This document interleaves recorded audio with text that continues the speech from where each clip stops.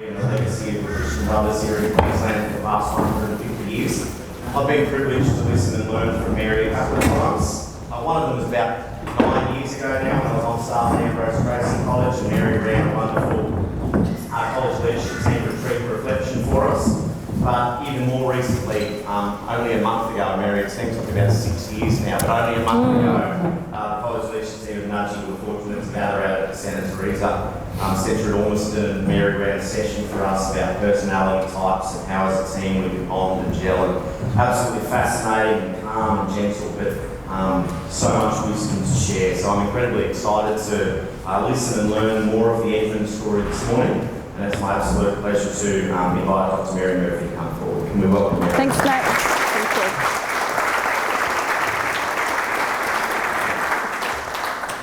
you. Rael, am I on? Like, this is on. Okay. Good morning, everyone. This is a little bit overwhelming for me in terms of all my backstory coming together in one room. But it's also an amazing sight. There's energy that warms the heart, and that is what today is about. Just trying to reconnect with the heart of Edmund Rice through some of the influential women in his life. And what I'll try to do today is speak to a number of different age groups, try and keep you all in that storyline. But if there is a question at any time, I don't mind you interacting as I'm speaking. What I would like to do, though, is begin by inviting you to just connect to Edmund Rice and what you already know, because I want you to bring that to your listening. And if you can make connections that in the short time we've got, I'm unable to do, that's going to bring you into a really heart-touched experience, because I believe the Spirit will move there. More than what I say, it's what you respond to. The anniversary of the first school, 175 years ago, 150 years ago, and schools have been opening subsequently. There is an energy that connects us, and we see this connection today, an interconnection, a meeting of stories, but also a celebration of what is being called forth. So I would like to add my acknowledgement to the First Nations people who have provided us with environments to gather and tell story and celebrate our sense of humanity.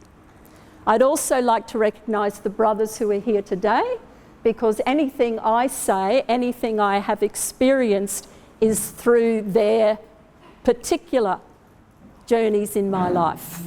And the individuals here would have that, hopefully, that shared experience of my growth, my development. Also, I would like to say that when we gather around a topic like Edmund Rice, I needed specific direction, and Brother Damien gave that to me. When I was invited last year, he said, would you please speak about the women who influenced Edmund's heart? And I thought, that's a little different. And then I was interested, I felt the nuance of that request. And so I've been thinking about Edmund's heart. I don't know if you remember that, Damien, because subsequently it's the women who influenced Edmund's life. But I want to do it around a heart concept. Now, when I heard that request, Edmund's heart is something that resonated, the language resonated, because we all know the aspiration, don't we? Live Jesus in our hearts forever. All you young men know that? Yes? Okay. Am I in? Yeah, it's not working for everyone. Okay. Have you been able to hear me? Okay, good. Because I may not be fixed here. But put your hand up if I'm fading. So what I would like to do is just highlight for you that this heart-based charism, or this grace that flows in our lives today, is because Edmund had a heart for people. And these people that he had a heart for were particularly deprived in some way. His heart went out to those who were less fortunate. And we know that we've got that invitation today. So where is my heart in this moment? And I want to connect you with another statement that the brothers collectively were able to create. And it's their charism statement.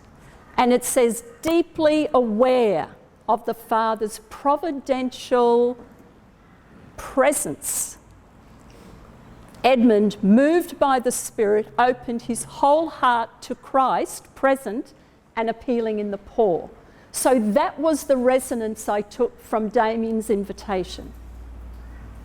Opening his whole heart to Christ, present and appealing in the poor. Now we know that Edmund, at the stage of being a fully fledged, professed Christian brother, opened his whole heart. But that whole heart had to have a developmental process. And that developmental process is reflected biologically as well. So if we know anything about the human heart, we know that it's got complexity. Its symmetry is almost exquisite. And it also has a beauty about it, and it cannot be replicated. So we are dealing with something quite sacred when we talk about Edmund's heart. And when he opens it in a whole way, his whole heart, there is something palpable. And hopefully we can feel that when we are opening our heart, when we are opening the doors, let's say, to our offices, to our schools, to our boardrooms. Are we also opening this heart that is reflecting the very heart that Edmund carried and has given us as gift? My sense is that there are people in the room, and I know these people, who have opened their whole heart. So my friend over there, Chris Zammett, as a young man, recently graduated from Terrace, opened his whole heart to Christ present in the poor people in East Timor. Now, Timor-Leste has been a real ground of nurturing for many of our young people. Johanna and Katrina and Alice, and it's just flourishing in our young people. So the learners here today, the students at Nudgee and Lawrence's and Jimmy's and St Pat's, anywhere else I've missed? And where? Ambrose Tracy. Ambrose Tracy. Did I say Nudgee? Good. So you are part of this flow of heart grace. You can step up as Chris did. There's also a group of staff here today who over the last 2 weeks have had to open their whole heart to a family in grief and loss. And the St Columban staff who are here this morning have done that with incredible sensitivity. At the death of their Year 12 student, they stepped into this place where the open heart was a necessary way of communicating community. And you in your own lives, I'm sure, have got that experience.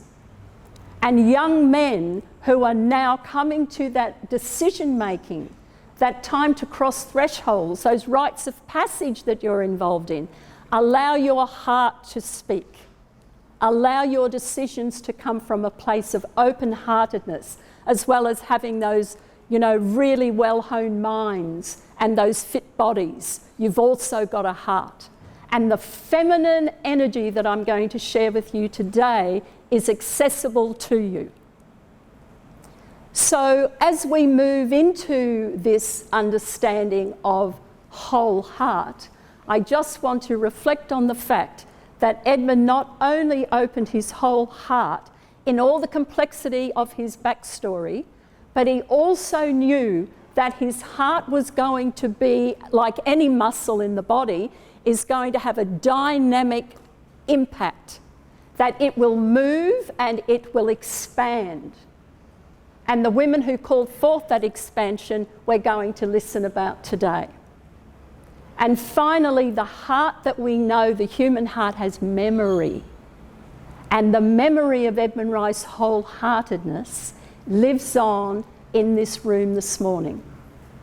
And it lives on in the work that we are able to access because of all the amazing brothers' research and the scholarship of others. We are almost able to telescopic back to the days of Edmund's journey when his heart developed and he got experiences from heart encounters. Now, there are 3 women that are remarkable in influencing this expansioning of Edmund's heart. And I'm sure you all know these names. So I did a little bit of research and I got an X-ray of Edmund's heart, which is going to be amazing. And this X-ray is showing one of the layers, which is the X-ray. Thanks, darling. Okay, please. No, it's okay. All right? Yes, All right. it's all right. I'll just put it, I just want to talk to it here. Okay. Oh, it's all right. So, this X-ray it comes in a series. There's also an X-ray of the spiritual guides who impacted Edmund's heart. So that's not for today, but I will be making some references. And there's also an X-ray of Edmund's male companions and friends who influenced his heart. But for today, it's these 3 women. It is Margaret, his mother, and I've given his beloved, his wife, a name, Anamkara, and his daughter, Mary. Young men, are you familiar with those 3 names? Excellent. Are you? Did I hear yes? Okay. Staff, are you familiar? Now, they each bring a particular heart encounter that is going to be imprinted on Edmund's heart, that has a memory, that is a muscle that expands with each encounter, and that has this complexity and symmetry and beauty, because you know the human heart is a circulatory system. And I wanted to capture that circulatory dimension of the heart by showing you in this amazing X-ray. Now, you may be familiar with this particular motif. Chris Ryan, do you know that motif? Yes, it's a Celtic love knot. You all aware of the Celtic love knot? And so what it is about is the interconnectedness, the flow. Without the flow, you might just have a little biographical snapshot of who Margaret is, who Anamkara is, and who Mary is in the story of Edmund. I want to suggest this morning that when we take the 3 of them as an interconnected, a folding in on each other, an absolute deep, deep resonance with each other, we get some amazing insights.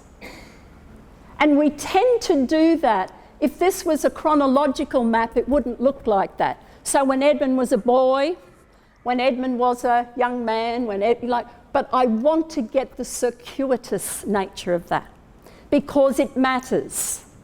Because the heart will remember the connections. And you know this. Where you have a heart connection, you remember and it comes into your life.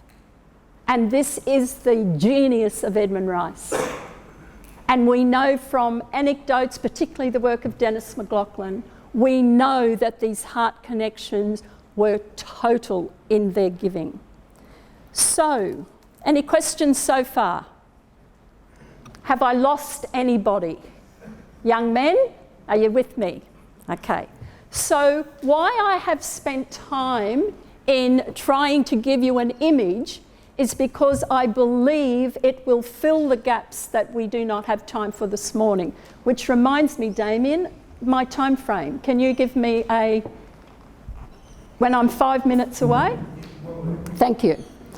So I have 3 women who have particular roles in Edmund's life, but also who know that they have got a particular stewarding of his heart at this time.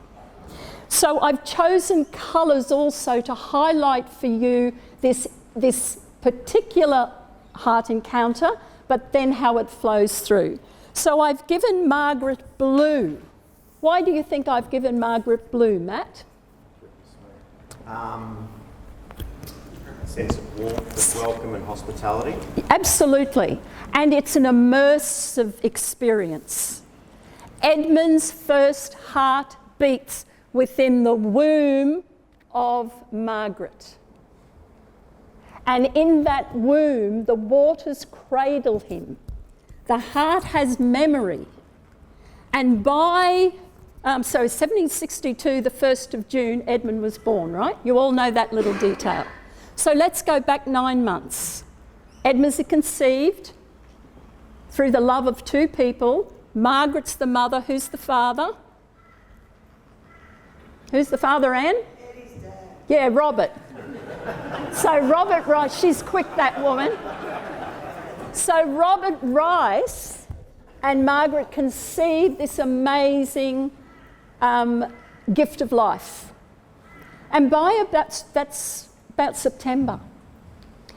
By about October, and let's just pick a date. Let's say the 17th of October. John, why the 17th of October? Does it resonate with any particular feast day? Anyone? Teresa of Avila. Edmund's heart is now beating, his first heartbeat. And then take another month and we go into, let's say, November. Let's take the 21st and 21st. Redeem yourself. The 21st of November. Any presentation sisters in the room? Yes, Bill, 21st November, the feast. Yes, of the presentation of Mary as a young woman in the Jewish temple who opened her heart, just like Edmund, and surrendered to a greater story, to a bigger, deeper truth that said, let it be. And this was scary, guys. This was an anxious time, and what she did was she handed her heart over. Hence, Edmund named his congregation, his first congregation, the Presentation Brothers. I present myself, and the brothers present themselves. And the ministers within our ministries and the teachers within our schools and the board members who are in their governance roles are also presenting themselves every time they approach a gathering, especially one where decision making and discernment has to happen. So if you can open your whole heart and present yourself to that agenda of the world, to the immediate that builds into a very significant impact. And as I look around the room, I see people who have done that, who have stewarded this open-heartedness of Edmund.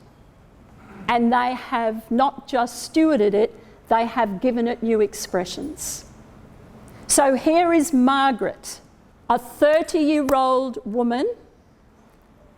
Edmund is her 6th child. She is not without experience. She grew up in a family in Maxtown that were well-landed.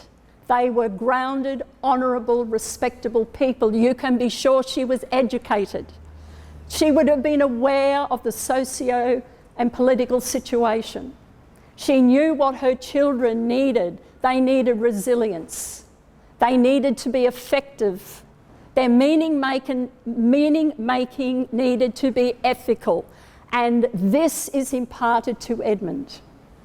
By the time Edmund comes to birth, let's say January, he's already developed hearing. He can hear his mother's prayers. He can hear Margaret singing as she goes about her chores. He can hear the voices of his brothers, of William, who's 1 year old, of Patrick, who is 2 years old, of Richard, who is 4 years old, of Thomas, who is 4 years old. They're all around. And then the 2 younger girls, Joan and Jane, They are only 8 and 10, and Edmund is born into this family. And this family is holding him in this sense of identity making, but in this sense of seeing interactions and heart encounters. He is never doing it by osmosis. And your heart is in exactly the same situation. Your conception, your birth, your nurturing in your home is creating this muscle memory in your heart. And it is emotional. And it not just receives emotions, the heart creates emotions. So we are emotional beings. That's why it matters. That we open our heart and we switch on our brains. So if you like, the blue, which is giving you this incredible well of wisdom, and Edmund is drawing from that well of wisdom every single moment of every day, he starts to gather, because he is an observer. He's a discerning heart, and he can see what works. And so that's indelibly marked in his heart. So when Edmund moves, so are you with me? Can I move to the second woman, who I've named Anamkara? Peter Chapman, why have I named her Anamkara? Yes, you know that. Anamkara, we've had a session on this. What does Anamkara mean? Soul friend. Now, this maiden of Ballybricken, young man, she's only your age. She's a teenager. And she and Edmund have this attraction, a heart attraction. And the heart starts expanding and the blood starts pumping. And he remembers that. And in that attraction, the maiden at Ballybricken becomes Edmund's Anamkara forever. And in that Anamkara experience where I've got the red heart, who can I ask about red? What does it stand for? Connor, you want to give it a bat? Passion. Good man. Right there. But not just passion, it is compassion. This coming together of two hearts, mutuality. So important in relationships. Young men, young women, mutuality, respect. This is in the heart that comes, and I think Edmund learned so much from this meeting of hearts. I've read somewhere where love is one soul, two bodies. And so the heart beats with this common sense of absolute seeing each other. And that's what soul friends do. I can be fully myself in your presence, and you can look as deeply into my heart as I can allow. So it builds up this incredible, not just intimacy, but intensity. Edmund is living full throttle with all senses. He won't forget that. And not only that, in the love, imagine the good news that comes when Anamkara says, I'm pregnant. And I'm sure the young fathers here today know what happens in the heart when you hear that news. Does it leap for joy? Does it burst with incredible gratitude? And this is the complexity that we're moving into, because within that good news comes the pain, the grief, when that young woman, when Anamkara breathes her last physically, Edmund knows loss. And his heart will register the trauma of that. This man lives in a real world.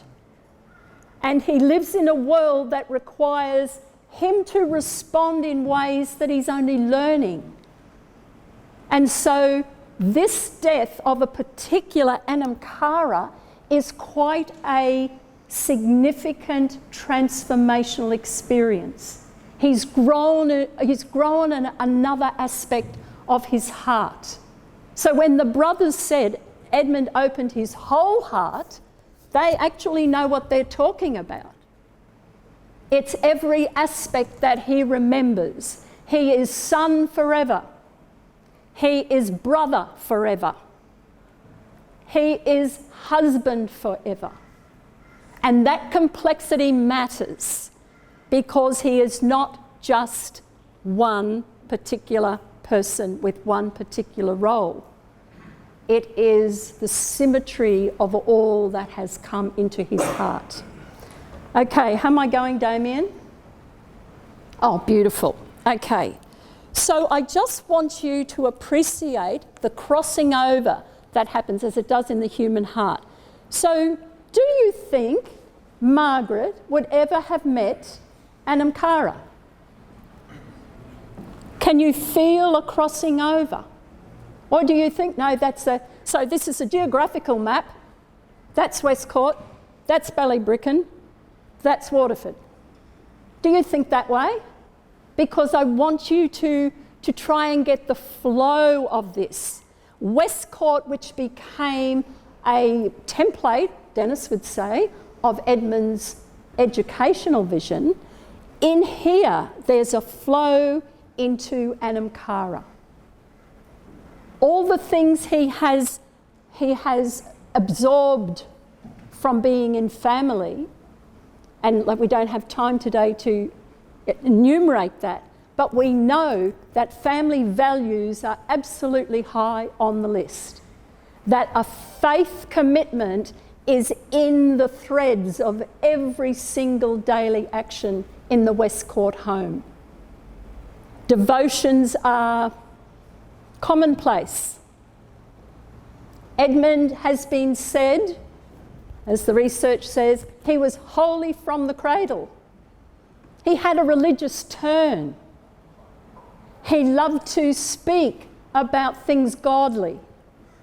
So Margaret has done a wonderful job in this beautiful heart of wellness and wisdom. And Anamkara is picking up on that. So their encounters would have been quite wonderful, I should imagine. And so caring, because I just want you to know about Margaret. She had actually been through the experience of her first husband dying. She knew what widowhood was like. She knew that loss. She had a sense of what it means to be left when your beloved dies. That is something I'm sure that flowed that flowed into the Edmund experience. So the resonance is there.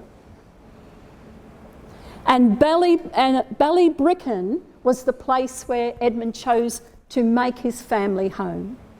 It's a family that he's thinking. And so what does Edmund and Anamkara do? They open their home in Ballybricken and they welcome in the young people who are without family. They come in the day, they come in the night, and there's the beginning of this stewardship, of this humanity being raised, of being connected to something bigger. Somebody cares. Somebody is extending heart hospitality. And that's the importance of an experience that Edmund will, in time, make a very important pillar of his education. Where there is no heart, there is no Edmund Rice education. And we come to the final one. So we have the two, Margaret, we have Anamkara, and around that we've got Edmund's life, his heart expanding. And what we have coming through in the pink now is the birth of his daughter. And the love that is now called forth. So this new creation that Mary, the daughter, visually and bodily presents to Edmund is going to ask something new of his heart. He needs to open that heart yet again in a new way and choose fatherhood. Choose fatherhood. It was a wholehearted commitment he made to his daughter. And in making that commitment to his daughter, he is bringing forward the incredible sense of attunement that he learned from his mother, the sacred. So when the daughter looks into Edmund's eyes, Edmund goes, oh, so this is the sacred divine experience. And it calls forth from him a reinforced sense of I am this father who is going to carry this child as mother and father. He will be father forever. And in doing this work, he doesn't just choose father on the first day or the first year. He is there along the way.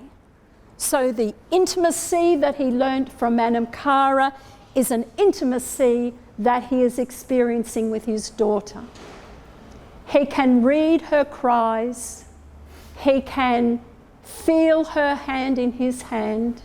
He embraces the body that just curls up into his lap.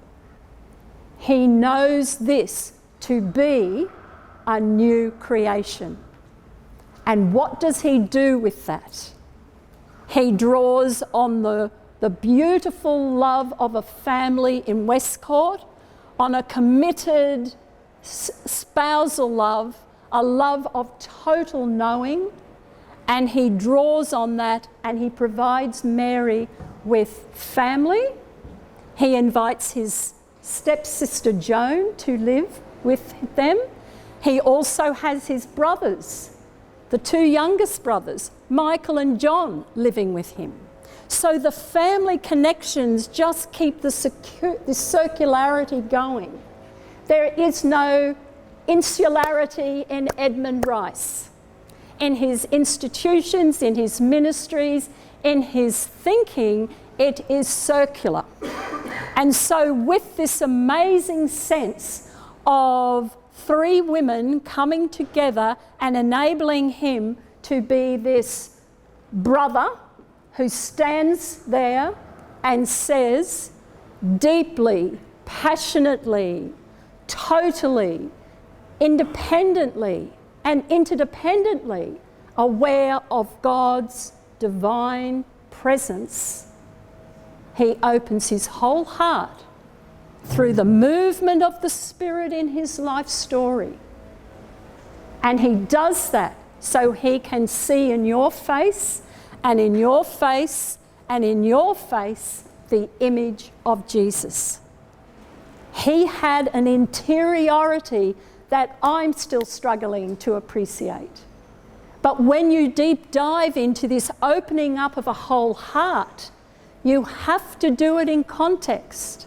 And these three women are the living, beating context of why Edmund Rice has gathered you here today.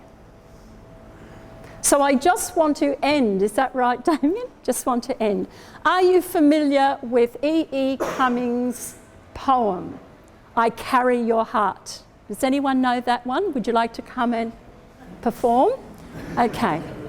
He says, I carry your heart with me. In this case, I carry your three hearts with me. I carry it in my heart.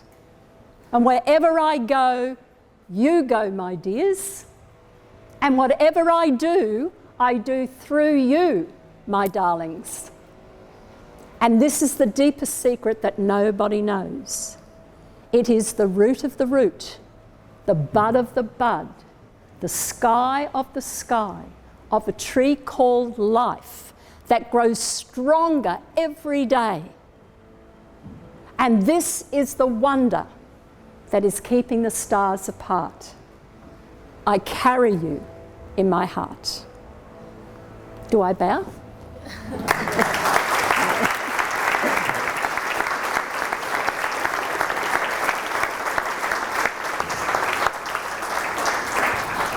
Did that make sense?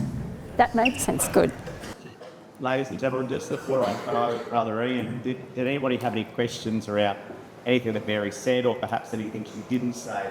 Oh, thank you. Clarification. Or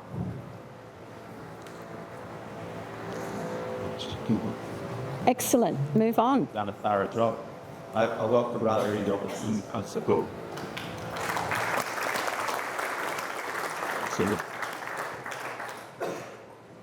But those who know Mary well, you can always be assured there'll be lots of gems thrown.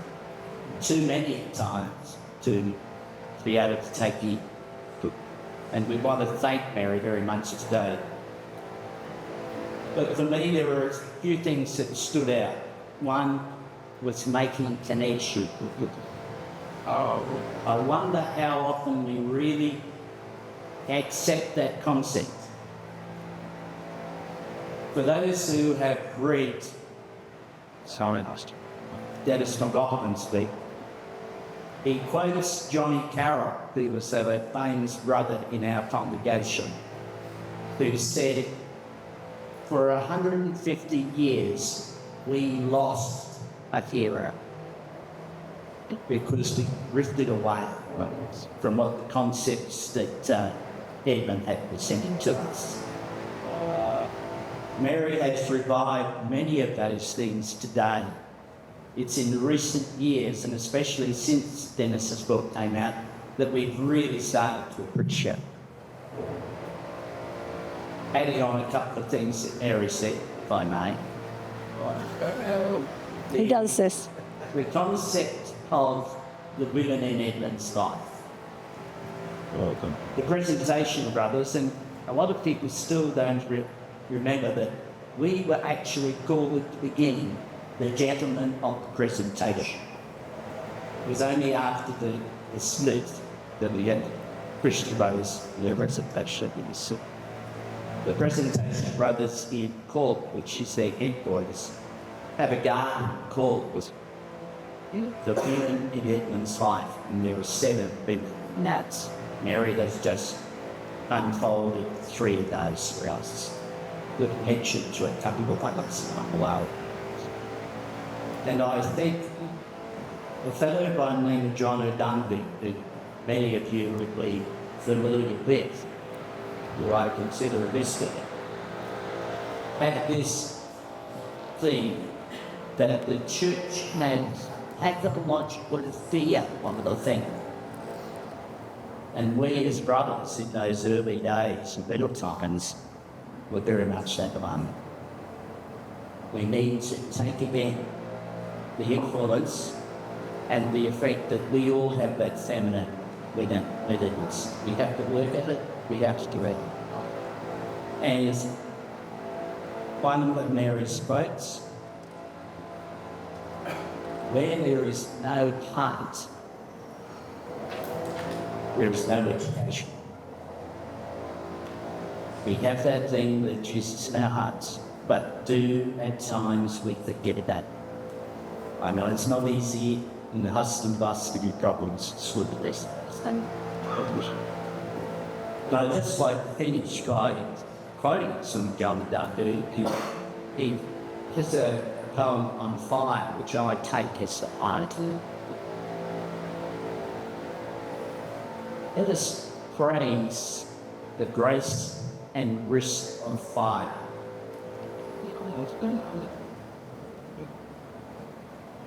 As sure as the time from spark to flame, so brief may the distance be between the heart and being. May we discover beneath our feet embers of anger to kindle justice. May your courage cause our lives to flame in the name of the fire and the flame and the light. Mary, thank you ever so much for your presentation, for giving us new insights, for goals to aim for and to achieve.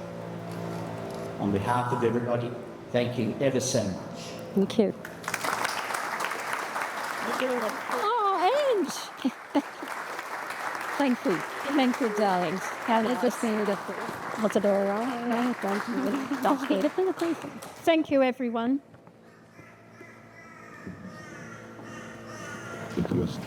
More? Let's do it. That brings to a close our first, as I said, free breakfast in addition to an evening session that takes place in the league for our individualised communities. There are some flyers on your tables which can just remind you of some of those key dates. If you grab some bunch of all our student and staff, their representation, in addition to members of the brothers and wives, their chance to join us for those. So Wednesday, May the 7th, we'll gather at the swing clip over the stage straight from here. The new from Dr. on video, I'm very pleased got his question right. It was put on. That's credibility. And it was done with passion. You gave him the easiest question, Mary, but nevertheless, well done, Vinny. And then Wednesday, August 20th, we'll gather at Ambrose Space College to hear from Robbie Kurtz, an old boy of the Edmund speech that listed how he puts that Edmund story into action. And as I leave it to Dennis McLaughlin, share a keynote address around the history and the interchange story of Edmund Rice. Just a couple of thank yous in addition to the wonderful words Mary said, and from us at Edmund College. Thank you very much to Mark Anthony, our Head of Development Communications, for sharing correspondence, for linking the property services, catering, trying looking everything like that to run the logistics of the facility. So Mark, thank you very much for all of your work, and we thank Mark, please.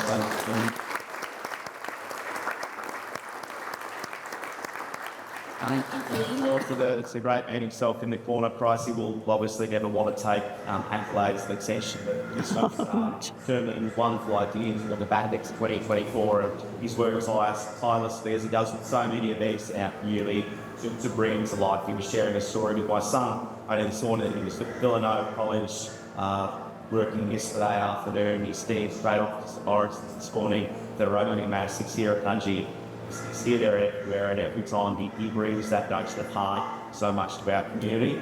So, Pricey, thank you very much for this morning.